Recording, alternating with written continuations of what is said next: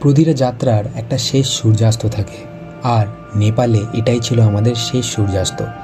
কলকাতার ব্যস্ত রাস্তা থেকে শুরু করে তিলিচোর নীরব উচ্চতা, খানসার গ্রামের পথ পেরিয়ে সেই চোখ ধাঁধানো ব্লু লেকের সামনে দাঁড়ানো, প্রতিটা মুহূর্ত আমাকে একটু একটু করে বদলে দিয়েছে। পাহাড় শুধু সৌন্দর্য দেখায়নি, শিখিয়েছে ধৈর্য, শিখিয়েছে শান্ত থাকতে, শিখিয়েছে আমরা কত ছোট কিন্তু স্বপ্ন দেখলে কত বড় হতে পারে। তিলিচো বেস ক্যাম্পের সেই ঠান্ডা সকালটা আজও মনে পড়ে।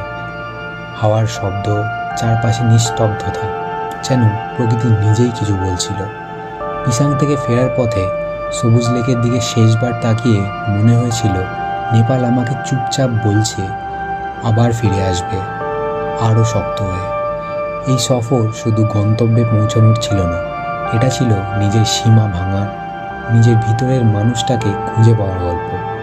রাক্সল পেরিয়ে যখন ফিরছিলাম, আমি আর সেই আগের মানুষটা ছিলাম না। নেপাল আমাকে শুধু স্মৃতি দেয়নি, দিয়েছে এক নতুন আগুন। এটা শেষ নয়, এটা শুধু নতুন পথের শুরু। আবার দেখা হবে কোনো এক পাহাড়ি রাস্তায়, নতুন স্বপ্ন নিয়ে।